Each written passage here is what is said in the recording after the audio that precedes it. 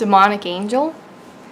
Today I'm going to do just going over an old topic a little bit here, and talking about I've had subscribers talk to me about, hey, well, what, that video where I did some commentary about possession and oppression. I'll put a link to it below if you haven't seen it. You can check that out. But kind of expanding on that a little bit and some kind of more commentary and thoughts. Now, eventually, or I should say after this, what I kind of want to get into a little bit is it's almost, or it is really, my biological grandfather's 100th birthday. So he lived to be 90, and very close to my birthday, appropriately, I suppose. And one of the things that he was interested in, that this is the way that he saw things, was even though he was Catholic, he was a spiritualist. And I kind of wanted to talk about some of the ideas of spiritualism here. So, to kind of, just kind of, he was exploring things like this, and now it's my turn. And I'll just never forget how he posed as my mother's godfather, but the couple of things he said to me that really stood out were when he looked me in the eyes and said, hey, the answer is always in the library. And when he talked about World War II, and he was he went to France, Germany, England, and he was in the army. He was some kind of intelligence officer, actually. So he said that I see them in my mind, but I just kind of knew that he didn't mean it like he's traumatized. It just seems so weird and different. So I really believe that he experienced these things as well. Also, I did, have a paranormal experience. I watched objects, or I actually heard objects moving when I used to go over to his house. And, nobody would be there. There was this little bell that his wife used to ring if she needed, help, or like she wasn't like an invalid, but if she would get sick, she'd ring it, and he would go get her water and lunch or whatever. And we were all out in this other room, and you'd hear that bell ringing, or walking into his room, and there would just be objects out of place and stuff. So I don't really like too much of that going on in my actual house in my life, where objects moving. But there's things like that, looking back on it, that really do convince me that he meant it in this way of, hey, I see dead people, but I'm not going to, tell people that, because that sounds really, crazy. So I'll do it. I'll do it for us. But yeah, so what does it feel like to be oppressed or possessed, kind of? I've gone into some of those basic terms and ideas that maybe it's a little bit more mundane looking than, it's like it's always dramatized. So the idea with this is that, I'd like to put this out, is that, let's say you're working with Lucifer, you're working with a goetic spirit, you're working with your dead aunt. They do not, if they have these good intentions with you, they're not going to feed off of your personal energy. They will warn you and speak to you in dreams if they have to, more like telepathy, but they're not going to use your physical body, the energy of your physical body. Sorry, I guess that was just my phone ringing. But they're not going to use your physical body to have this relationship with you. They don't need to do that. They're in this higher level of consciousness that does not need to feed off of you. Okay, so that's one thing.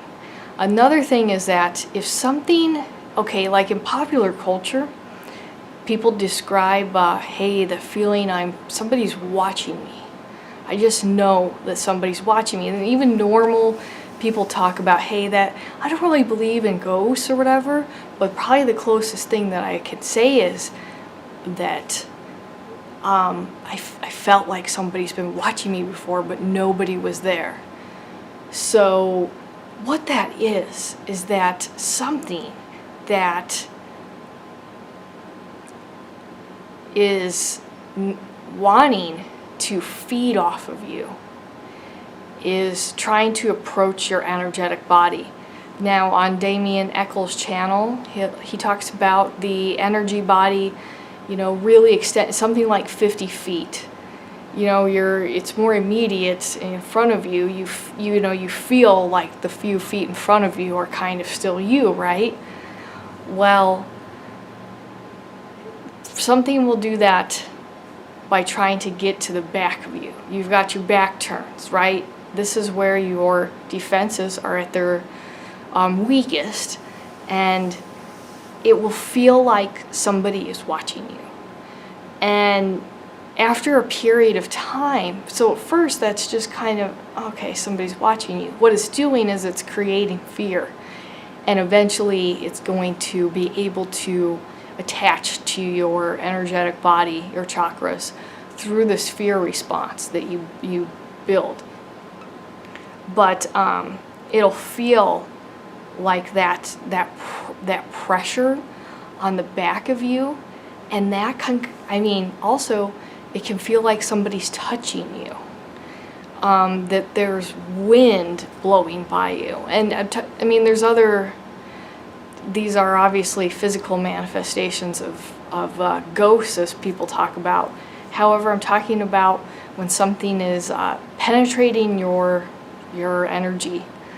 And then when it's attached to that, it's going with you everywhere, right? It's not a haunted house or a haunted place. You could have gone to a haunted place and now it's attached to you. And that's all it takes. It's also what I'd like to say is that it is the way that your projections, so ideas like egregores and servitors function on the same way. When you project let's say you're talking to somebody and you have a fight, right? An argument. And you know this person, your friends or whatever. You try to take your anger passive aggressively and project this at this person. But let's say that they're in really good health mindset and they choose to not feel that, take that in. That comes back to you really fast. Now, if a person that you projected at chooses to take that in, first, it's going to lower their defenses and their health and affect them in their mind and make them more irritable and angry, and so that this can continue to feed. It's just consciousness, right? Then it's going to project back to you in an actual way. First, it projects back by your interactions with this person, assuming that relationship is there. Then it comes back to haunt you personally. And it does that because when you think these things, like they don't really matter, like these passive-aggressive kinds of ways, the more you feed it, the bigger it gets, almost like you envision like a shadow, a ball of a shadow. I've even seen on the astral plane balls of shadows that kind of look like they have arms and legs, like they look like a kind of a weird creature. And that's this consciousness, this argument that it's not a subjective consciousness, but it's getting there. And these things are so many different levels, but it is such a thin line between a subjective consciousness and things like egregores. Now, servitor is created, you know, intentionally by a magician for purposes of serving the magician. But an egregore is like a, you know, a collective unconscious kind of an idea. But two people can create something like an egregore. Let's say you just, you know, you get scared at the movies and that's it. Then that egregore is gone after that day. But you keep coming back to it and back to it.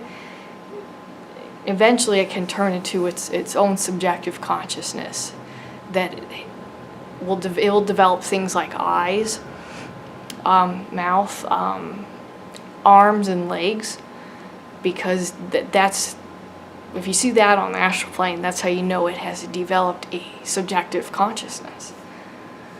So then it's, you know, this, whatever your projections, they hang out in the back of your mind and in the back behind you. And if it has enough, if it's fed enough energy, it will attack you and try to take over more of your energy. And then, you know, you can imagine how that goes for things. So this is, in projections, we all do it. It's a defense mechanism, you know, so it's not like a big blame kind of story. I'm human too. I project lots of things. But just that kind of, that level of awareness does help. And so it could range from something that is, you know, followed you home from a graveyard to you get mad at somebody and try to project passive aggressiveness to them when you argue, and it comes back to try to hurt you, physically hurt you, like lowering your immune system, and then you're going to start to feel like you're being watched. And of course, if you feel these things all the time, maybe you have mental problems, and that's okay. But I'm talking about, like, you don't normally experience that. That's what this is. And it can be something so simple as a projection that has just been fed a few times. And now that's a primal instinct, right? That when you exist, one of the first things you have to do, of course, is, here in the physical plane, is to get more energy. And that fear and anger, they create, they expend so much energy. You just let so much of that energy out that it takes on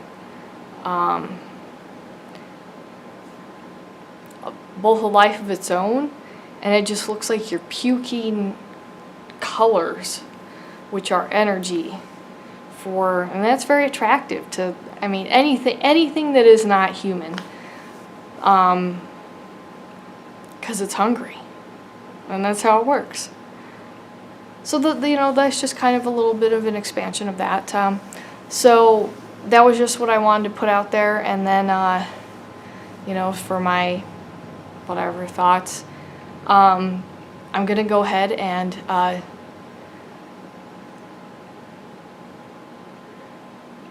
do the Asmodeus ritual video, either this video or the next one. But either way, stay tuned, because I think that will be pretty cool, and I'll talk to you guys later.